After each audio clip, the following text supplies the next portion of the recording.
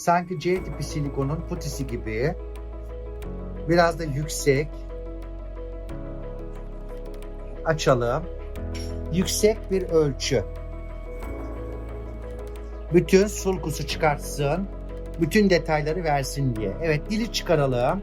Sağa sola oynatalım. Yanakları dudakları büzelim. Büzün.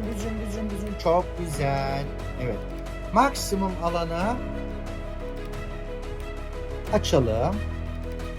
Almak, maksimum alana yayılmak, stresi dağıtmak için.